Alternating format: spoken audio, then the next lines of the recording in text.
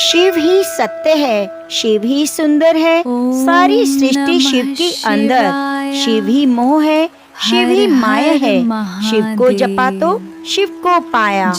ओम नमः शिवाय। जय भोलेनाथ। प्रिय भक्तजनों, आज आपका बड़ा सौभाग्य है जो आज आप शिव चर्चा की कथा को सुनने के लिए एकत्रित हुए हैं। भगवान शिव की चर्चा को सुनने मात्र से मनुष्य के सभी पाप कर्म नष्ट हो जाते हैं, दुख दरिद्रता और रोगों का नाश हो जाता है। सुनने मात्र से मनुष्य के सभी पाप कष्ट दूर हो जाते हैं। यह भगवान शिव की अत्यंत ही मंगलमय कथा है जिसका उल्लेख स्वयं शिव पुराण में मिलता है। कहा जाता है जो भी मनुष्य इस कथा को पूरी श्रद्धा से अंत तक सुन लेता है उसके घर में कभी भी दरिद्रता का वास नहीं रहता। यह कथा इतनी प्रभावशाली है कि सुनने मात्र से मनुष्य के रोगों से मुक्ति मिल जाती है। भगवान शिव की कथाओं का श्रवण करना अतुलनीय पुण्य फल प्रदान करता है।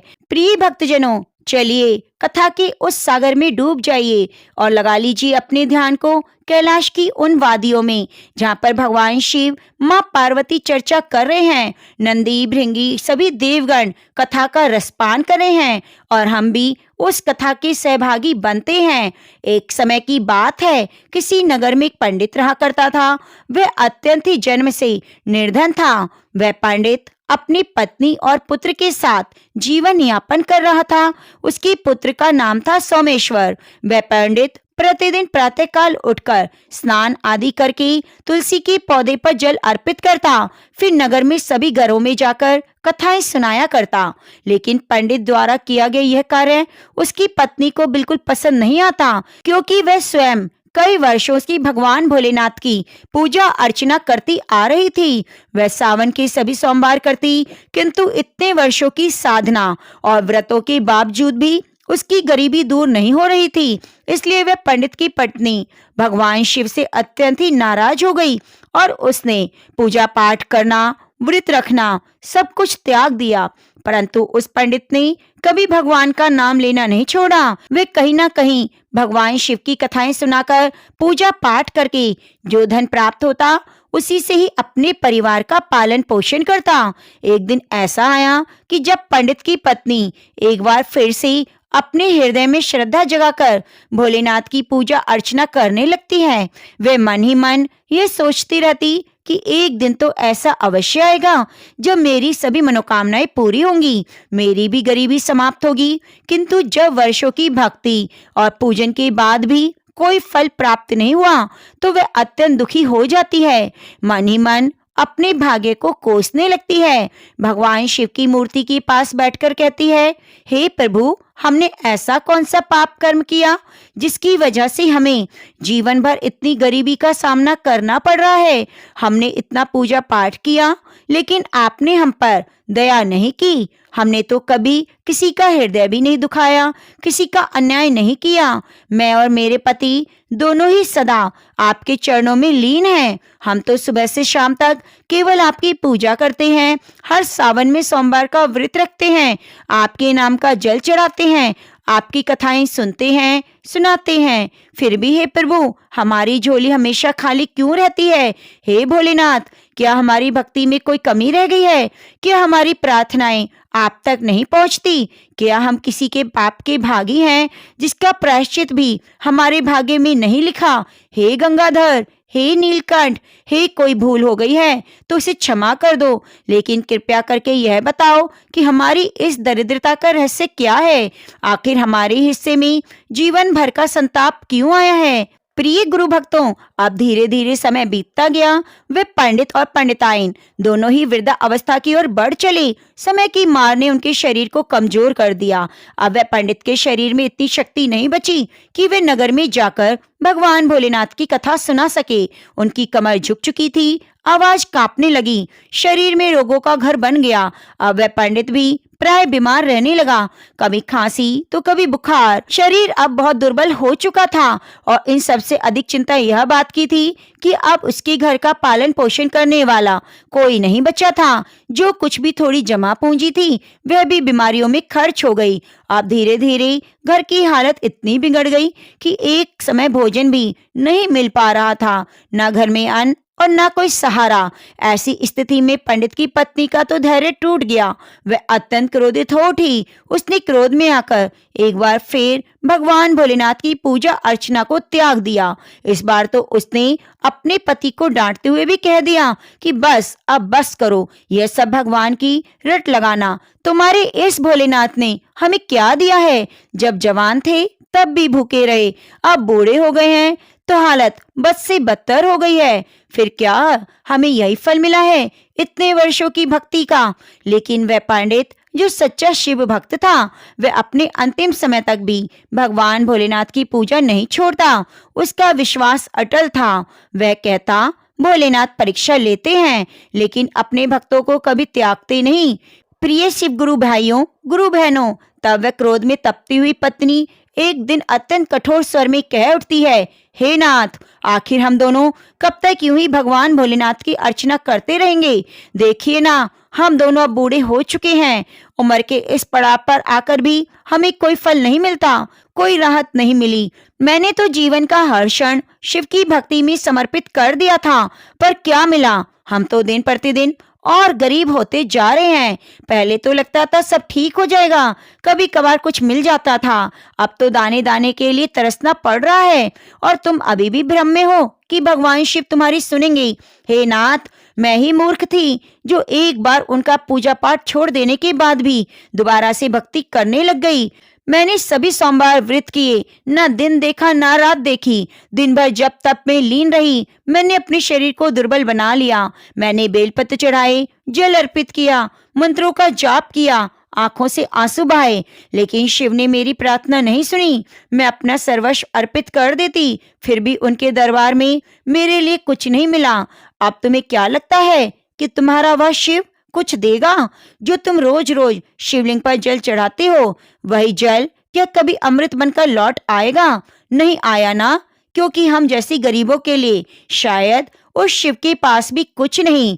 प्यारे गुरु भाइयों, गुरु बहनों, यह गरीबी ही हमारा भाग्य है। वह पत्नी कह उठती है, वही जल क्या कभी अमृत बनकर लौट आया? नहीं आया ना, क्योंकि हमारे जैसी गरीबों के लिए शायद शिव के पास भी कुछ नहीं।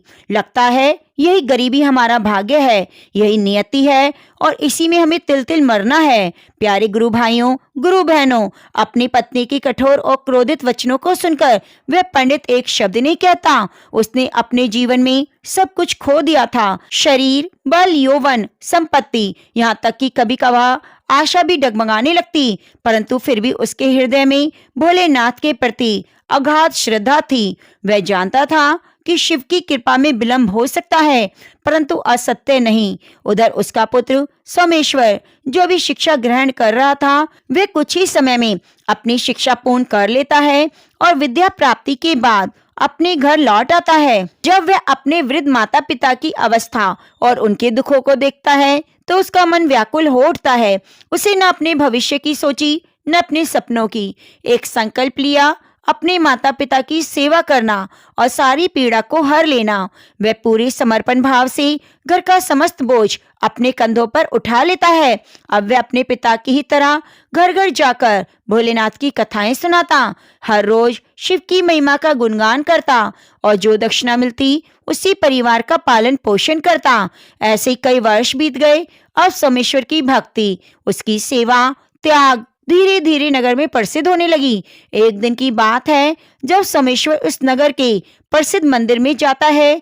वह मंदिर जहाँ भक्तों की कतारें लगी रहती थीं, जहाँ हर सोमवार शिवलिंग पर गंगा जल और बेलपत्र चढ़ते, जहाँ भगवान शिव की अर्चना स्वयं देवगण भी करते थे, वहां पर विधि पूर्वक भगवान भोलेनाथ की पूजा करता और दीप प्रज्वलित करता सभी भक्तों के समक्ष अपने श्रद्धा से भरे स्वर में भगवान शिव की पावन कथा का श्रवण कराते हुए कहता, हे भक्तों, जो भी इस पावन कथा को श्रद्धा से सुनता है उसकी सभी मनोकामनाएं पूरी होती हैं। वह भक्त चाहे जितना भी दुखी हो, कितनी भी विपत्तियों में पड़ा हो, यदि वह भोलेनाथ की कथा को सुनता है तो भगवान शिव उसकी पीड़ा को हर लेते हैं। सोमेश्वर जब ये वचन श्रद्धा पूर्वक कहता तो उस समय उसी मंदिर में नगर का राजा भी उपस्थित होता है। वह राजा हर वर्ष सावन के प्रत्येक सोमवार को गुप्त रूप से मंदिर में आकर भगवान शिव का दर्शन और पूजन करता। उस दिन भी वह साधारण वस्त्रों में मंदिर आया हुआ था। जब उसने सोमेश्वर के मुख से पावन कथा सुनी तो वह भीतर तक प्रभावित हो गया। उसकी आत्मा उस वाणी से जैसे राजा मन ही मन सोचने लगा, कितनी सच्ची बात कह रहा है ये युवक, कितनी सच्ची बात कह रहा है ये युवक। इसके शब्दों में केवल कथा नहीं बल्कि अनुभव झलक रहा है। उस भाव विभोर अवस्था में राजा धीरे धीरे सोमेश्वर के पास आता है और कहता है, तुम्हारी इस कथा ने मेरे हृदय को गहराई से छू लिया है। राजा ने सोमेश्वर से राजकुमारी को कथा सुनाने के लिए याचना की। राजा की ऐसी बातों को सुनकर सोमेश्वर बहुत प्रसन्न हुआ और राजकुमारी को प्रतिदिन कथाओं को श्रवण कराने के लिए हामी भर देता है। फिर उसके बाद राजा ने सोमेश्वर को अपने महल में राजकुमारी को प्रतिदिन कथाओं का श्रवण कराने के लिए नियुक्त कर लिया। अब तो सोमेश्वर प्रतिदिन उस नगर के राजा की पुत्री को कथा सुनाने लगा और राजकुमारी को कथा का श्रवण कराने पर दक्षिणा के रूप में जो कुछ धन मिलता उसी धन से वह अपने परिवार का पालन पोषण करने लगा। किंतु सोमेश्वर की माता को यह बात अच्छी नहीं लगती। वे प्रसन्न भी नहीं रहती क्योंकि उन्हें अपने पुत्र में आने वाले भविष्य की चिंता थी। इसलिए वे प्रतिदिन इस बात को लेकर चिंतित रहती कि फिर एक दिन पंडित की पत्नी अपने पति से कहती है, मुझे अपने पुत्र के भविष्य की चिंता खाई जा रही है। हमारा जीवन तो कट गया, लेकिन हमारा पुत्र भी अब युवा हो गया है। उसका तो जीवन अभी शुरू हुआ है। हमारे जाने के बाद उसका क्या होगा? क्या उसे भी हमारी तरह कष्ट झेलने पड़ेंगे? हमारी वर्षों की पूजा, व्रत, तपस्या, आराधना का कोई फल नहीं मिलेगा। भगवान भोलेनाथ को हमारा दुख दिखाई नहीं देता। हमारा बेटा राजा के महल से जो दक्षिणा लाता है उससे हमारे परिवार का तो किसी तरह चल जाता है, लेकिन केवल पेट भरने से जीवन नहीं चलता। बाकी की मनोकामनाएं, इच्छाएं, भविष्य, उन सब का क्या? अब क्या हम सिर्फ 2 भक्त के भोजन के लिए ही जिएंगे? क्या यही शिव की भक्ति का फल है? क्यों भगवान शिव ने अपनी आंखें बंद कर ली हैं? क्या हमारा पुत्र हमारी ही तरह उम्र भर गरीब रह जाएगा? उस स्त्री की करुण पुकार जब आकाश में गूंजी तब वह केवल वायु में विलीन नहीं हुई बल्कि सीधे कैलाश पर्वत तक पहुंची, जहां मां पार्वती के हृदय को विदीर्ण कर गई। और मां पार्वती ने उस पंडित की पत्नी की वेदना और दुख भरी प्रार्थना को सुना तो उनका कोमल हृदय व्याकुल हो उठा। वे उस करुण पुकार को अनसुना नहीं कर पाई। उन्होंने भगवान शिव का ध्यान किया। भगवान शिव मुस्कुराते हुए बोले, हे देवी, आज अचानक व्याकुलता कैसी? अवश्य कोई कारण होगा, बताइए क्या बात है? फिर माता पार्वती ने भगवान भोलेनाथ से कहा, हे स्वामी, आप तो त्रिकालदर्शी हैं। भूत, भविष्य, वर्तमान सब कुछ आपकी दृष्टि में स्पष्ट है। फिर भी आप मुझसे पूछते हैं मैं क्यों चिंतित हूँ? अब आप स्वयं जानते हो मुझसे पूछकर क्यों मेरी पीड़ा को और अधिक बढ़ा रहे हो। चलिए, अब जब आपने पूछ ही रहे हैं तो मैं आपको कारण बताती हूँ। मेरी चिंता का कारण है वह पंडित और उसकी पत्नी। हे नाथ, वह पंडित आपका परम भक्त है। जीवन भर आराधना की, आपकी शिव चर्चा की, नगर नगर जाकर आपकी शिव चर्चा की कथाएं सुनाई, शिवलिंग पर जल चढ़ाया, बेलपत्र अर्पित किए, सोमवार को उपवास किया, संपूर्ण आस्था आपके चरणों में अर्पित कर दी। फिर भी आपने उसके जीवन को केवल कठिनाइयों और अभावों से क्यों भर दिया? आपने उसे उसके कर्मों का फल कभी नहीं दिया। उसकी पत्नी भी वर्षों से उपासना कर रही है और जब उसका मन टूटा तब भी उसने फिर से आपको अपना आराध्य मान लिया। क्या ये विश्वास व्यर्थ चला जाएगा? हे प्रभु, अब उस पंडित के जीवन से सभी दुखों का नाश करें। अब और नहीं, अब उसका कष्ट समाप्त हो, उसे अपने तप का फल मिले। अन्यथा कहीं ऐसा ना हो प्रभु कि पंडित और पंडिताइन आपकी पूजा छोड़ दें। यदि उनके मन में भक्ति डगमगा गई, यदि उनका विश्वास डिग गया, तो वह केवल उनकी हानि नहीं होगी, यह असंख्य भक्तों के लिए हानि होगी जो अपने जीवन को आपके चरणों में अर्पित कर चुके हैं। माता पार्वती की करुणामयी बातें सुनकर भगवान भोलेनाथ का सौम्य मुख गंभीर हो गया। आंखों में करुणा और करिश्मे की अद्भुत चमक आ गई। वे साक्षात दयामय रूप में प्रकट होते हैं और माता की ओर देखते हुए कोमल स्वर में कहते हैं, आप चिंतित मत होइए देवी, क्योंकि हमने उस ब्राह्मण के भाग्य के उदय का बीज बो दिया है। अब वह समय आ गया है जब हमें स्वयं पृथ्वी लोक पर जाकर शिव लीला करनी है। अब हम दोनों उनके घर चलेंगे। इतना कहकर भगवान शिव माँ पार्वती के साथ पृथ्वी लोक की ओर प्रस्थान करते हैं। आकाश मार्ग से उतरते हुए जब वे पृथ्वी पर पहुंचते हैं तो दोनों साधु और साधुएं का वेश धारण कर लेते हैं। जटा जूटधारी, कमंडल हाथ में, रुद्राक्ष की माला भस्म लपेटे हुए वेश में धारण वे पंडित के घर जा पहुंचते हैं और फिर अलख जगाते हैं। कहते हैं, अलख निरंजन, अलख निरंजन, घर में कोई है? उनकी गंभीर लेकिन कोमल आवाज जब आंगन में गूंजती है तो भीतर से वही वृद्ध पंडित जब धीरे से दुर्बल हो चुके थे बाहर आए। उन्होंने साधुओं को देखकर हाथ जोड़ा और अत्यंत आदर भाव से प्रणाम करते हुए बोले, हे मुनिवर, आपका हमारे तुच्छ गृह में आगमन हुआ, यही मेरे लिए जीवन का परम सौभाग्य है। कृपया करके बताएं, मैं आपकी किस प्रकार सेवा कर सकता हूँ? वृद्ध पंडित ने दोनों हाथ जोड़कर साधु रूपधारी भगवान भोलेनाथ के चरणों में प्रणाम करते हुए विनम्र स्वर में कहा। तब साधु का वेश धारण किए हुए भगवान भोलेनाथ ने कोमल किंतु गंभीर स्वर में उस पंडित से कहा, हे महानुभाव, आज की रात्रि में हम आपके गृह में विश्राम करना चाहते हैं। क्या आपके घर में हमें एक रात्रि के लिए आश्रय मिलेगा? जब साधु का रूप धारण किए हुए भगवान भोलेनाथ ने यह कहा तो वृद्ध पंडित क्षण भर के लिए मौन हो गया। वे सोचते रहे, मैं इनका साक्षात्कार कैसे करूं? कैसे इनके लिए भोजन जुटाऊं? घर में तो कुछ भी नहीं बचा।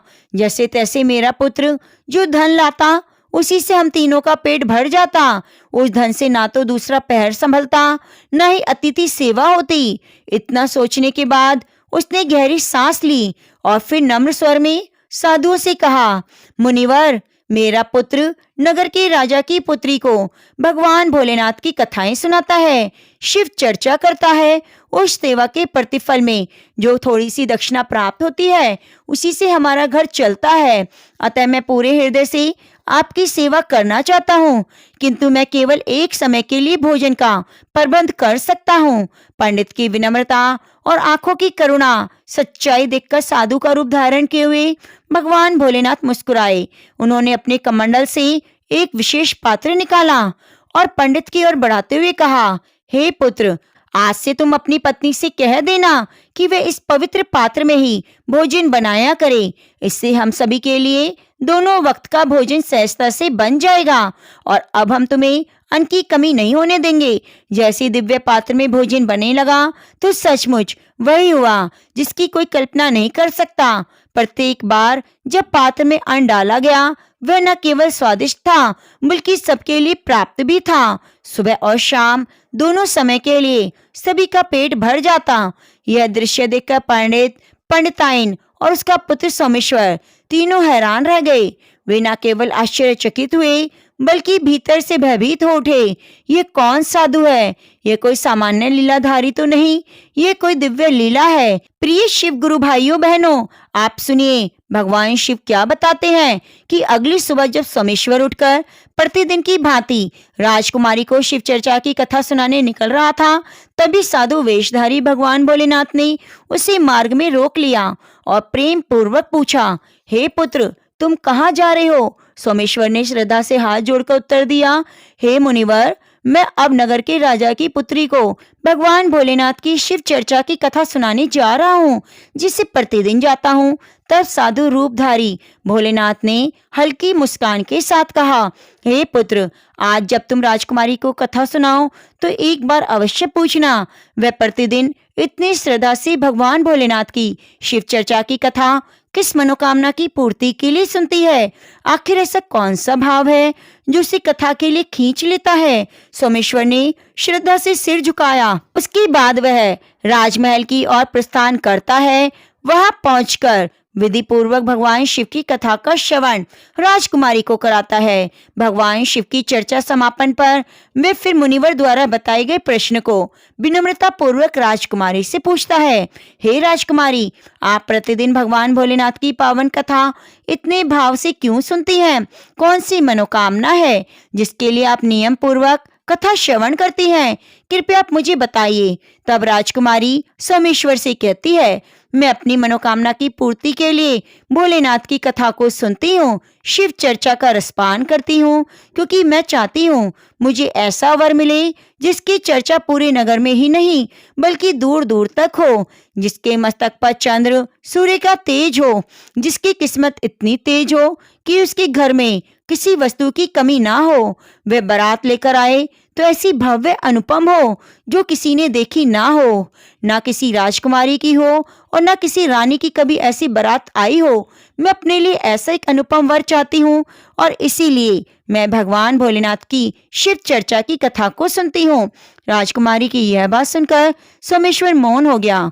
उसके मन में अनेक प्रकार के विचार उमड़ने लगे, पर वह कुछ ना कह सका। उसने आदर पूर्वक राजकुमारी को प्रणाम किया और वहां से धीरे धीरे घर लौट आया।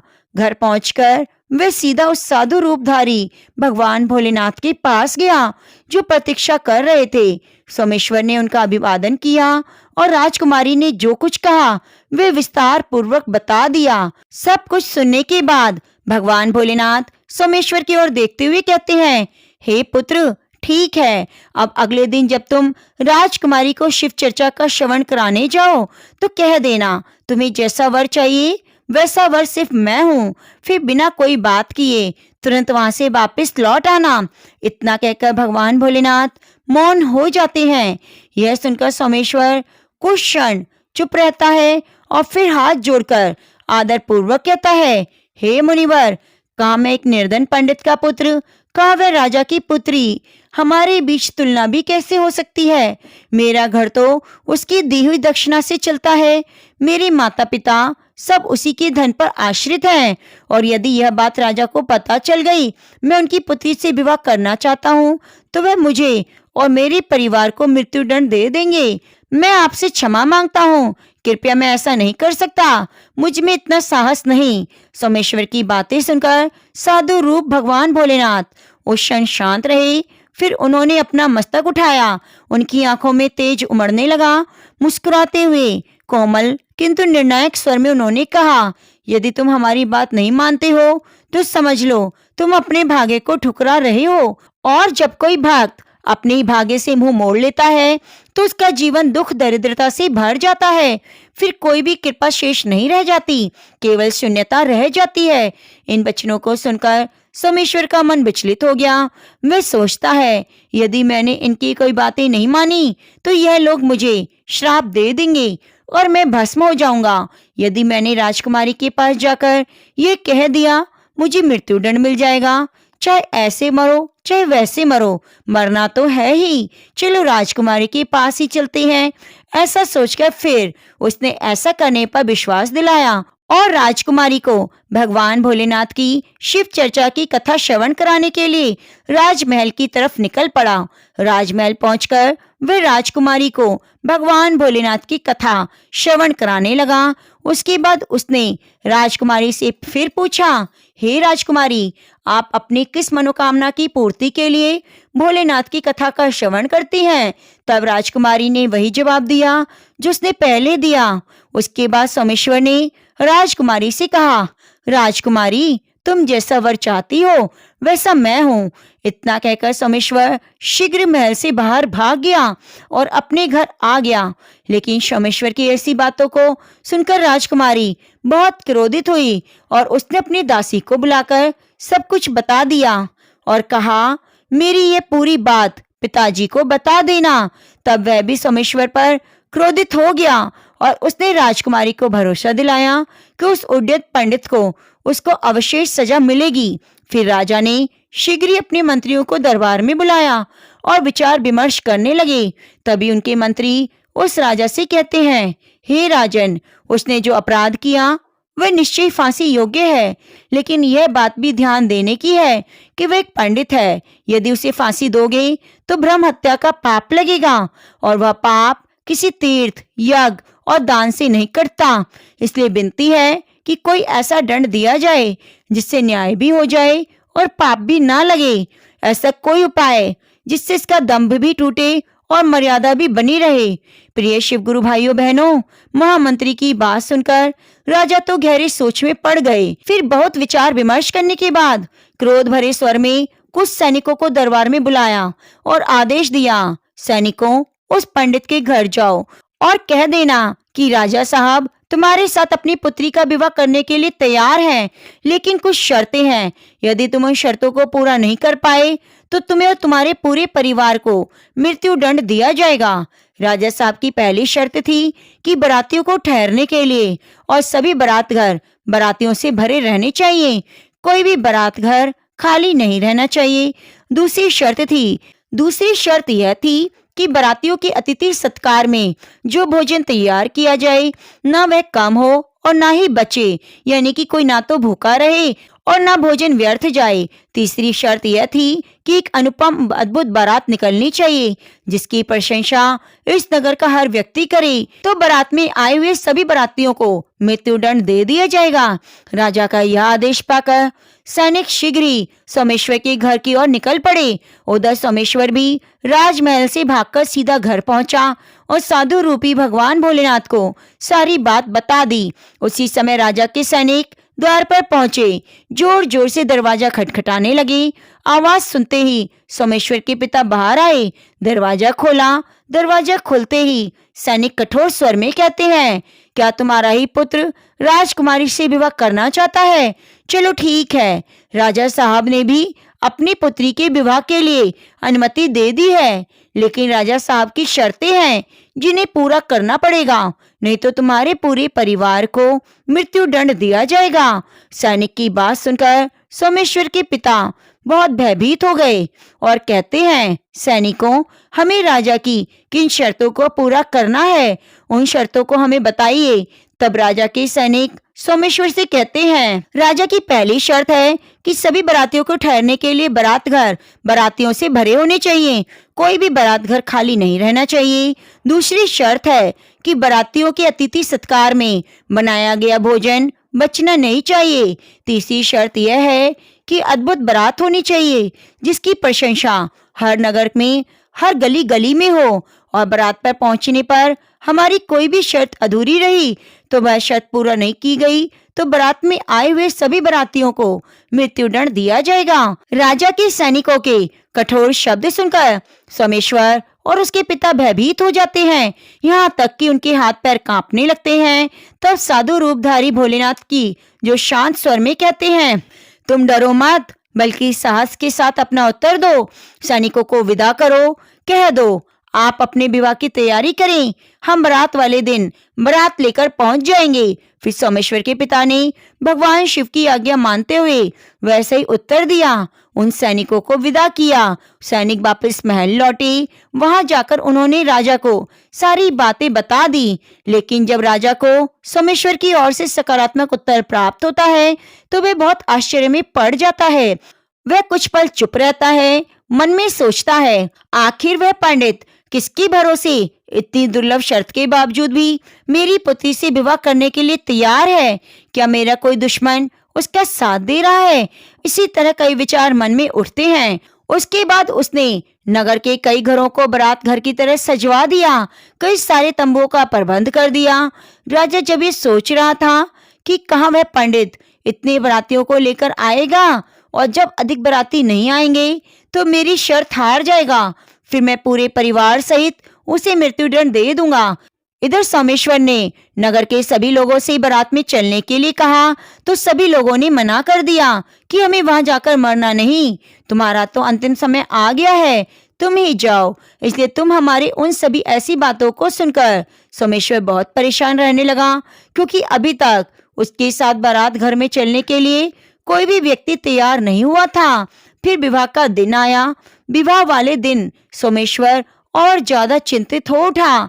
जब साधु रूपी भगवान भोलेनाथ ने सोमेश्वर को बहुत परेशान देखा। प्रिय शिव गुरु भाइयों बहनों, भगवान भोलेनाथ जी ने सोमेश्वर की बारात में चलने के लिए सभी देवताओं, भूत, प्रेत, गंधर्वों को मनुष्य के रूप में सोमेश्वर की बारात में चलने के लिए आमंत्रित किया। सोमेश्वर की बारात में शामिल कर लिया, जिसके कारण सभी नाचते गाते बारात लेकर पहुंच गए। जब सोमेश्वर की बारात पहुंची तो इतने सारे बाराती आए कि राजा द्वारा सजाए गए सभी बारात घर, यहाँ तक कि तंबू भी बारातियों से भर गए। कुछ बाराती तो बिना तंबू के बाहर ही रह गए। फिर राजा के पास इसकी सूचना भिजवाई गई कि बारात के ठहरने के लिए बारात घर तंबू कम पड़ गए हैं, ठहरने के लिए प्रबंध करा दिया जाए। तब राजा अपने मन में सोचने लगा, अभी कोई भी इसके साथ बारात में आने को तैयार नहीं था, फिर ये सब इतने बाराती कहाँ से आ गए, मुझे एक बार चलकर देखना चाहिए। इतना सोचकर राजा तुरंत वहां पहुंचा और जब भगवान भोलेनाथ ने राजा को बारात घर में आया हुआ देखा तो उन्होंने शुक्र और शनि को बच्चे का रूप धारण करवा दिया और भूख के कारण विलाप करवा दिया। इधर जब उस राजा ने दोनों बच्चों को जोर जोर से रोते देखा तो भोलेनाथ जी के पास पहुंचकर पूछा, हे महात्मन, ये बच्चे विलाप क्यों कर रहे हैं? तब साधु रूपी भगवान भोलेनाथ ने राजा को जवाब देते हुए कहा, ये दोनों बच्चे भूखे हैं, इसलिए इतना विलाप कर रहे हैं।